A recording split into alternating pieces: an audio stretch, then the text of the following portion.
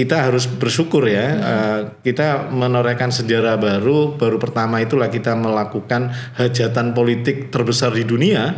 Kenapa terbesar di dunia? Karena ini melibatkan hampir seluruh pemilih. Saya pikir ini kejelian Golkar bagaimana kemudian mengelola dan merawat konstituennya. Salah satu strategi yang cukup jitu itu adalah bagaimana menempatkan calon-calon legislatif terutama di DPR ya yang relatif mampu memberikan insentif elektoral ke partai. Ada dua hal yang sebenarnya bisa menjadi penopang Golkar kemarin. Yang pertama, kejelian dalam memilih calon legislatif yang itu menempatkan caleg-caleg yang mampu memberikan insentif elektoral ke partai. Yang kedua, bagaimana Golkar selama ini memang bertahan dalam partai pendukung pemerintah ya, yang sedikit banyak itu memberikan juga sebagai penopang kerja-kerja politik Golkar di pemilu 2024 kemarin. Jadi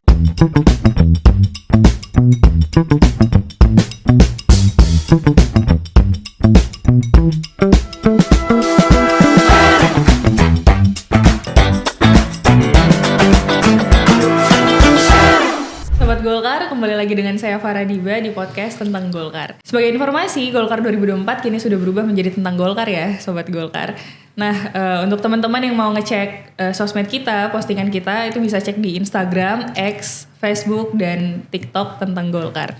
Kali ini kita kedatangan tamu spesial, pengamat sekaligus peneliti Litbang Kompas, Mas Yohan Wahyu. Selamat datang Mas Yohan. Terima kasih Diba, apa kabar? Alhamdulillah baik. Sama-sama nanya kabar. Iya. Puasa Mas? Alhamdulillah insya Allah puasa. Oke. Biar nggak lama nih Mas, biar kita nggak kelaparan nih. Langsung aja ya Mas ya. Iya. Izin. Kemarin kan sedang ramai nih Mas tentang pemilu campuran, terus kemudian salah satu anggota DPR Golkar juga membahas hal tersebut, mengusulkan pemilu campuran Mas. Tapi sebelum ke situ, saya ingin nanya dulu nih.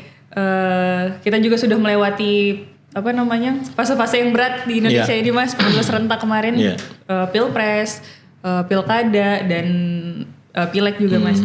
Menurut Mas Yohan gimana Mas terkait pelaksanaan pemilu serentak ini? Iya, pemilu serentak 2024 itu memang penuh dinamika ya. Jadi kalau kita lihat secara substansi memang banyak catatan-catatan, terutama misalnya yang tentu sudah menjadi rahasia publik ya ketika putusan MK yang mengubah syarat pencalonan presiden, syarat usia, itu kan juga sedikit banyak memang melahirkan polemik ya. Dan itu yang kemudian menjadi pemicu banyak sengketa di salah satunya di pemilihan presiden kemarin. Jadi memang secara substansi memang ada catatan, tapi kalau kita lihat secara umum tingkat partisipasi relatif sudah memenuhi target ya 80%. Saya pikir itu menjadi satu sinyal positif ya bahwa pemilu 2024 meskipun masih banyak dinamika dan catatan-catatan krusial tentang substansi pemilu, tapi secara normal dengan tingkat partisipasi yang tinggi itu menjadi sinyal yang positif. Tapi kemudian memang ini adalah pemilu pertama yang dilakukan secara serentak nasional di tahun yang sama, dilanjutkan berbarengan dengan pemilu kepala daerah. Jadi bisa dibayangkan bagaimana perhatian pemilih yang semestinya juga memperhatikan semua kontestasi ya, tidak hanya pilpres tapi juga pileg, itu kan kemudian orientasi dan perhatiannya lebih disedot ke perhatian pilpres. Sementara dengan waktu yang berhimpitan juga, pemilih yang semestinya juga memperhatikan pilkada, energinya juga sudah mulai habis gitu ya. Tidak hanya pemilih, peserta pemilu, bahkan penyelenggara pemilu itu juga energinya juga ngos-ngosan di tahun 2024 itu. Bayangkan dengan tahapan yang beririsan tiga kontestasi, pilpres, pileg dan pilkada itu harus dilakukan di tahun yang sama. Itu memang konsekuensi dari putusan MK. Jadi catatannya memang 2024 itu kita harus bersyukur ya, kita menorehkan sejarah baru pertama itulah kita melakukan hajatan politik terbesar di dunia. Kenapa terbesar di dunia? Karena ini melibatkan hampir seluruh pemilih. Tidak ada kegiatan atau event yang melibatkan seluruh penduduk, hampir seluruh penduduk ya. Itu kemudian selain pemilu, tidak ada. Ya 2024 itu event yang mampu menggerakkan seluruh masyarakat gitu. 190 juta pemilih itu digerakkan dengan momentum yang sama.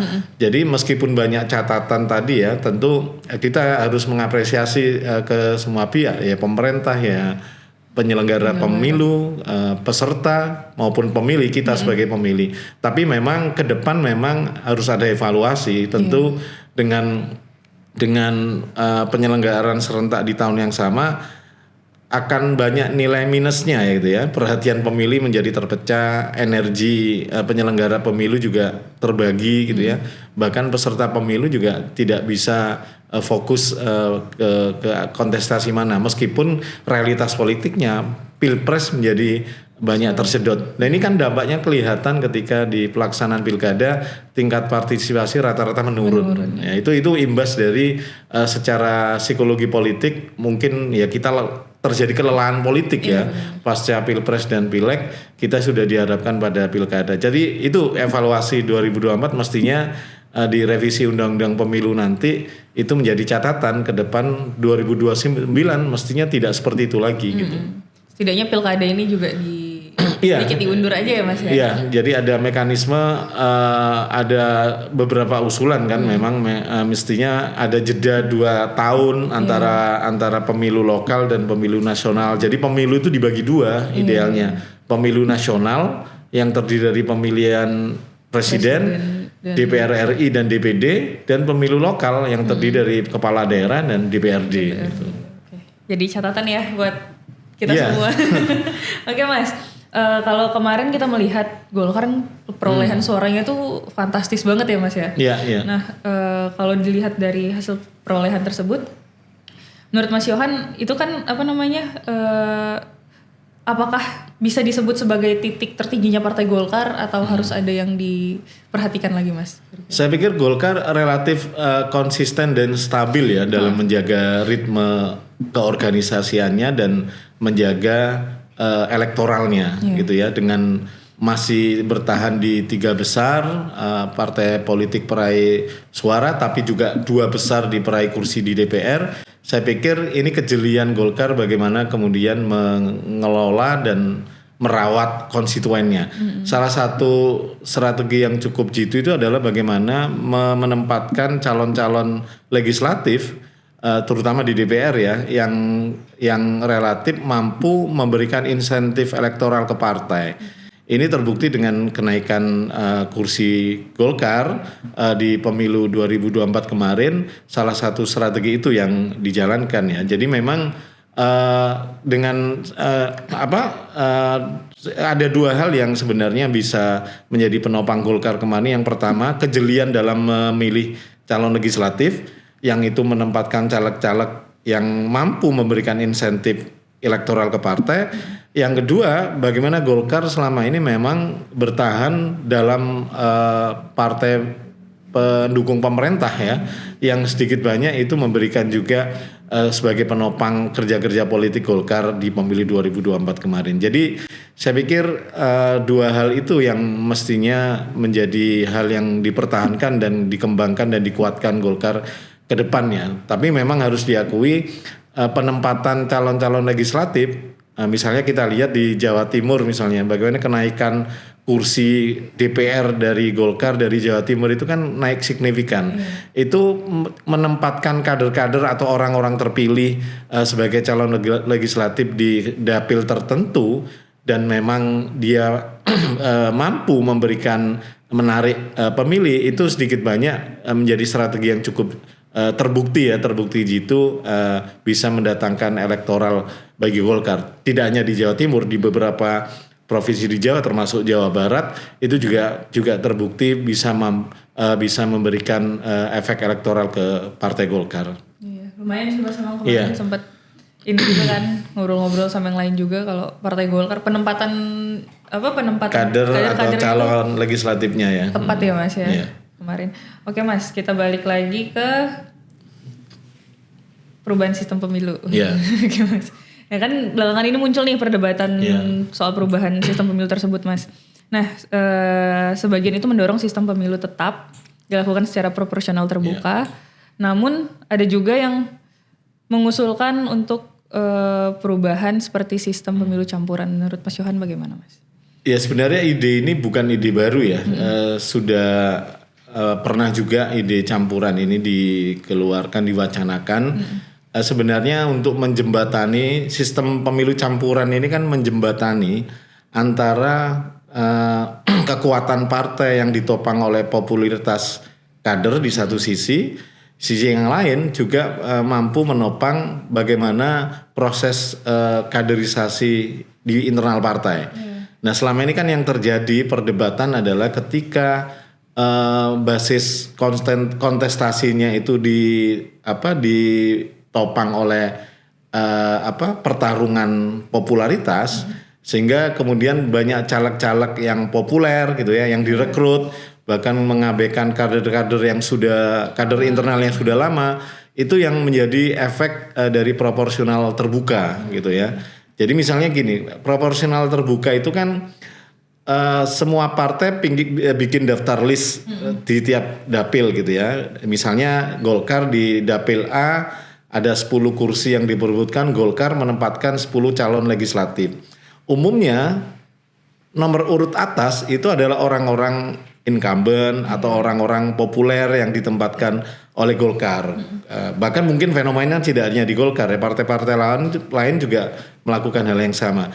Kadangkala orang-orang yang populer itu direkrut ketika mendekati pemilu, jadi memang bukan kader murni gitu ya, sehingga kemudian sedikit banyak mengabaikan atau meminggirkan kader yang sudah lama bekerja untuk partai. Tapi memang kepentingannya untuk menarik pemilih memilih gitu ya. Jadi kan proporsional apalagi ketika penentuan kursi itu ditentukan oleh suara terbanyak caleg. Jadi misalnya Golkar di dapil A dapat 2 kursi ini ditentukan oleh siapa dari 10 daftar caleg itu yang punya suara terbanyak pertama dan kedua gitu ya. Tapi umumnya memang peraih suara terbanyak itu umumnya di nomor-nomor atas gitu ya. Seringkali seperti itu, orang kan nggak banyak tahu sehingga pokoknya nyoblos yang atas gitu ya. Nah ini yang kemudian dilihat sebagai efek samping yang cukup merugikan proporsional terbuka. Persaingan antar caleg dalam satu partai yang sama itu kan marak terjadi gitu ya. Misalnya banyak kasus antar caleg padahal partainya sama tapi dia bersaing di dalam dapil yang sama gitu ya. Nah ini yang kemudian memunculkan ide sistem campuran itu. Jadi sistem campuran itu yang pertama mempertahankan sistem proporsional terbuka, tapi menambahkan sistem distrik di dalamnya. Jadi campuran antara proporsional terbuka dan distrik gitu ya. Nah sistem distrik ini sistem yang satu wilayah itu satu partai hanya mengajukan satu caleg. Jadi misalnya di dapil Jawa Timur 1 itu ada 10 kursi. Berarti Jawa Timur 1 itu dibagi menjadi 10 dapil gitu ya. Atau dibagi 2 karena kan campuran ya, tetap ada yang proporsional, harus ada yang distrik. Jadi 10 dapil di Jatim 1 itu 10 itu 5 itu dipilih melalui sistem proporsional terbuka, 5 dipilih melalui sistem distrik. Jadi campuran. 5 kursi yang diperebutkan dengan sistem proporsional terbuka ini mekanisme sama kayak proporsional terbuka gitu. Dapilnya dapil seperti halnya dapil yang lama gitu ya. Sementara yang 5 ini dapilnya harus beda meskipun di dapil yang sama, pembagian dapilnya beda gitu ya. Jadi misalnya kalau proporsional terbuka sudah jelas ya, kita tahu selama ini kita praktekkan di pemilu era reformasi. Sistem distrik ini sistem di mana satu dapil itu satu partai hanya mengajukan satu calon. Jadi misalnya kemarin ada 18 partai.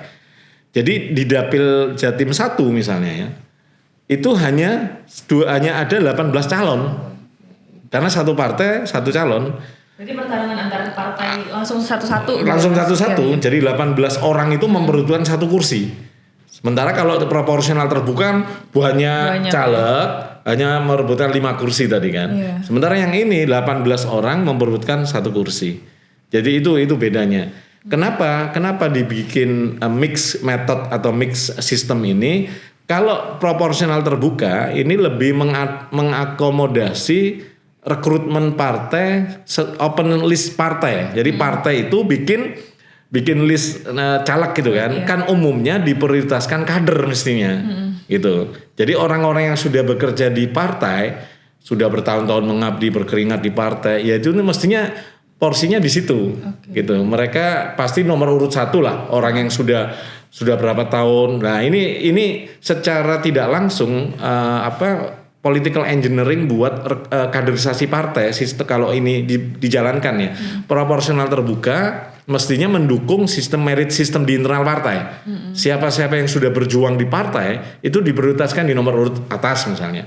Nah, orang-orang yang lebih bertumbuh pada popularitas mestinya bermain di sini di sistem yang satu distrik.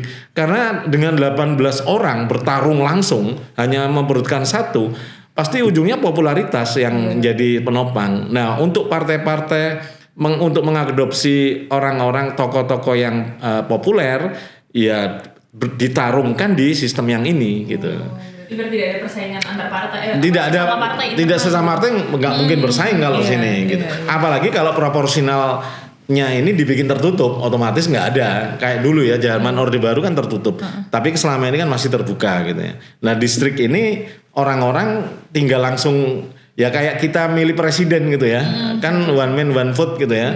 Hanya yang dibutuhkan cuma satu kursi yang diperebutkan oleh 18 caleg dari 18 partai ini. Jadi otomatis tidak ada persaingan antar caleg di partai yang sama, persaingannya ya antar caleg di partai yang berbeda. Nah itu. Nah persoalannya apakah komposisi mix method tadi 50-50 atau masih lebih gede yang proporsional terbuka? Saya sih karena kita belum pernah ya, Indonesia kan belum pernah memakai sistem ini, karena lebih baik transisi gitu ya. Karena kan tidak mungkin otomatis dengan sistem full district itu kan mengurangi kewenangan partai sebenarnya. Karena kan tingkat kedekatan pemilih dengan yang dipilih itu lebih dekat di sistem distrik. Ya kan, misalnya Diba sama saya bertarung memperebutkan satu orang, kebetulan 2 partai misalnya, saya mewakili partai A, Diba partai B misalnya. Kan orang taunya pasti kita lebih dikenal dengan di mata pemilih, ada kedekatan langsung terbangun antara pemilih dan yang dipilih gitu. Nah, mestinya mungkin ada baiknya memang yang porsi paling banyak masih di proporsional terbuka, jadi transisi gitu ya. Tapi ini terbukti di beberapa negara yang menerapkan mix sistem ini memang rata-rata 50% masih di atas 50% itu masih proporsional terbuka. Jadi porsinya masih lebih banyak proporsional terbuka. 65, 35, 55, 45 gitu. Nah, kita tinggal nanti ya di pembahasan DPR apakah kita sepakat dengan sistem campuran ini. Kalaupun sepakat dengan sistem campuran, berapa proporsinya untuk yang distrik berapa, untuk yang proporsional berapa. Nah, ini yang sebenarnya kita tunggu. Tapi gagasan proporsional bertemu dengan distrik ini gagasan yang menurut saya sudah saatnya memang Indonesia memakai sistem. Kalau kita mengacu tadi ya evaluasi pelaksanaan pemilu sebelumnya termasuk 2024, bagaimana efek samping proporsional terbuka itu memang menjadi agak rancu ketika persaingan antar kader, antar caleg terjadi di internal partai yang sama gitu ya. Bahkan sengketa juga antar partai di internal partai yang sama gitu ya. Jadi ini yang untuk mengurangi derajat itu ya lebih baik memang wacana campuran ini perlu juga diwacanakan dan dibahas apakah memungkinkan untuk pemilu 2029 nanti gitu ya. Berarti bisa dicoba ya Mas ya? Karena ya menurut saya layak dicoba. Ya. Tapi Mas dengan adanya metode campuran tersebut, sistem campuran tersebut, menurut Mas Yohan ini akan berdampak besar nggak atau berpengaruh besar terhadap Partai Golkar ke depan, Mas? Saya pikir semua partai pasti berdampak ya. Tadi dengan mekanisme 2 sistem pemilu tadi yang digabung, partai akan berusaha menempatkan kader-kadernya proporsional terbuka, itu membuka ruang partai untuk memprioritaskan kader-kadernya, hasil kaderisasi partai. Tapi partai juga punya ruang untuk kemudian menempatkan orang-orang yang populer, orang yang di daerah itu kuat, dia rekrut untuk kemudian ditarungkan di pemilu dengan sistem distrik. Jadi ini untuk menjembatani perdebatan atau pertarungan apakah dia kader tulen atau kader baru gitu ya. Itu kan ketidakadilan terjadi gitu ya. Orang yang sudah lama menghidupkan partai, dia harus ditarungkan, harus kalah sama orang yang tiba-tiba datang dan tapi milik modal yang kuat, popularitas yang kuat gitu ya. Ini sebenarnya jalan tengah sebenarnya. Dan Partai Golkar saya pikir kan punya resources itu gitu ya. Golkar punya resources partai-partai karena partai kader, dijalankan dengan sistem kaderisasi yang sudah baku, tapi Golkar kan partai terbuka juga gitu ya, yang juga membuka ruang bagi hadirnya tokoh-tokoh baru yang sudah jadi, ya, misalnya kasus Ridwan Kamil itu kan sudah jadi tokoh masuk Golkar, itu kan hal-hal seperti itu ya mestinya ditarungkan dengan sistem distrik. Orang-orang yang populer itu tidak dicampur di sistem proporsional terbuka gitu. Itu yang menurut saya sih jalan tengah ya untuk menjembatani antara kebutuhan partai untuk merawat sistem kaderisasi di internal, di sisi yang lain juga menampung aspirasi partai, keinginan partai untuk membuka orang-orang tokoh yang sudah populer, sudah punya rekam jejak di mata publik untuk menjadi kadernya gitu ya. Berarti secara nggak langsung sebenarnya yang selama ini yang dibahas kan adalah ketakutan kader-kader yang sudah lama tadi tidak terpilih karena tertutup oleh yang memiliki popularitas. Tapi kalau kita melihat kayak contoh mungkin kasus Ridwan Kamil ini, Mas, berarti kan selama ini dirugikan bukan hanya yang kader-kader lama. Kayak Ridwan Kamil ini dia sudah memiliki popularitas ketika digabungkan dengan sistem pemilu terbuka tadi ternyata masih belum beruntung gitu Mas. Tapi kalau Ridwan Kamil kan kontestasinya di pilkada ya. Dia misalnya istrinya kan juga pendatang baru lah ya. Itu pasti akan berdampak di proses kaderisasi yang selama ini berjalan di Golkar gitu ya. Nah itu untuk menampung 2 pintu. Jadi kalau ada sistem campuran itu ada 2 pintu rekrutmen sebenarnya. Satu proporsional terbuka itu pintu rekrutmen untuk kader-kader yang selama ini berjalan ya.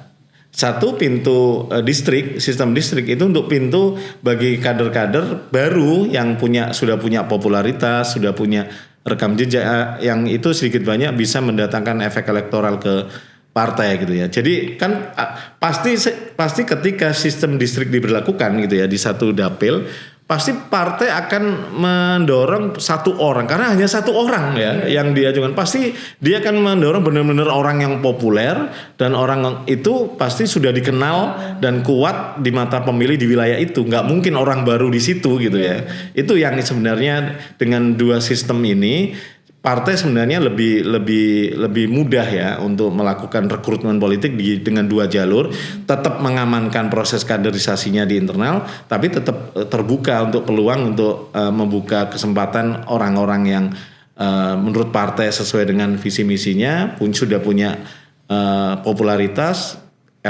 elektabilitas. Saya pikir ini 2 hal ini yang bisa mempertemukan dengan sistem campuran, 2 kebutuhan partai tadi bisa terpenuhi sebenarnya. Luar biasa Mas Yohan.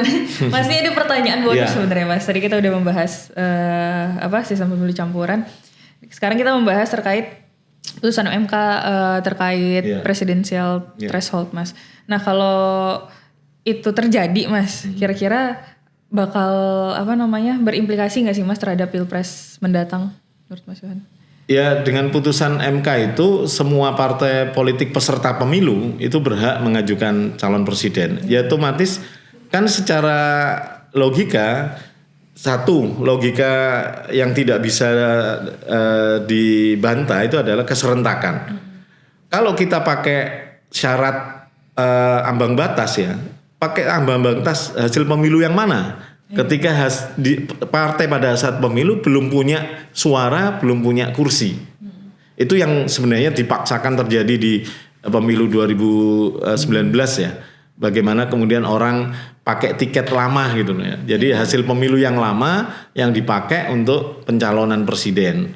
Padahal semestinya itu nggak berlaku karena itu sudah dipakai di pemilu 2014. Nah 2029 dengan putusan MK itu sebenarnya mengembalikan hakikat keserentakan.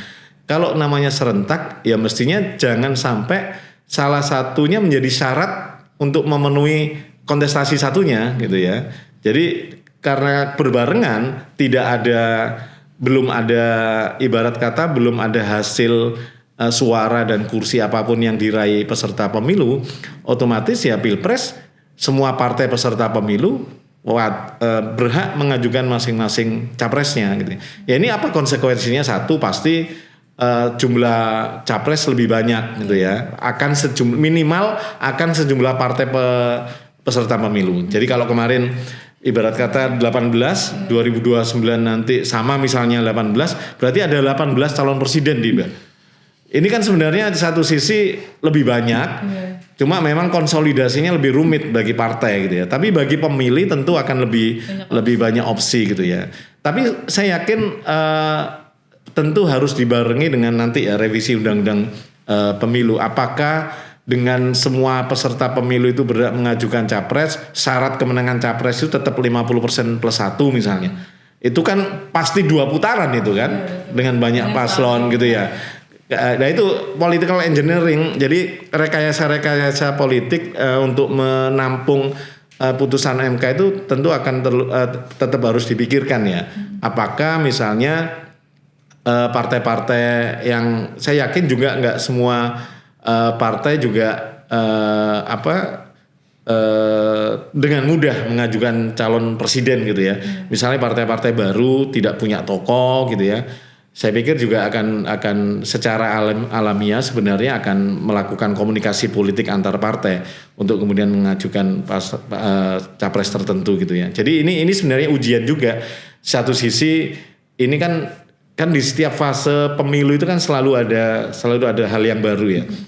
Presidensial threshold baru diberlakukan 2009 dengan angka 2,5%, naik lagi 3,5%, naik lagi 4%. Kemudian kita mau evaluasi lagi, jangan-jangan terlalu berat ini. Nah ini hal yang sama dengan putusan MK semua capres terbuka mengajukan pasangan capres-cawapres, ya kita sambut dengan gembira saja sebagai pemilih ya, karena kita punya banyak pilihan sehingga kemudian kontestasi itu lebih terbuka gitu ya. Orang kemudian pasti partai agak kerepotan melakukan konsolidasi, tentu tantangannya di situ, tapi bagi pemilih ini tentu menjadi momentum kita untuk benar-benar lebih punya banyak pilihan gitu ya. Tapi kita tunggu saja apakah revisi undang-undang pemilu nanti DPR akan juga mengakomodasi, tentu harus wajib ya mengakomodasi putusan MK terkait dihapuskannya presidensial threshold,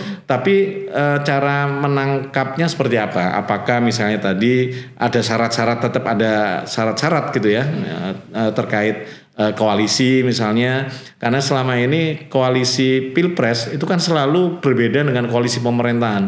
Nah mestinya koalisi pilpres itu berbanding lurus dengan koalisi pemerintahan. Harusnya yang kalah itu ya nggak usah masuk pemerintahan, yang menang saja gitu ya. Tapi kan di undang-undang tidak mengatur itu, sehingga kan cair banget setelah pilpres terjadi, cair banget. Nah, apakah hal-hal seperti itu juga akan menjadi perbincangan selain tadi ya sistem pemilu campuran, dihapuskannya presidensial threshold. Tapi yang jelas kita berharap sih pemilu ke depan itu benar-benar pemilu yang satu memudahkan, tidak hanya bagi peserta pemilu, tapi juga pemilih, termasuk bagi penyelenggara gitu ya.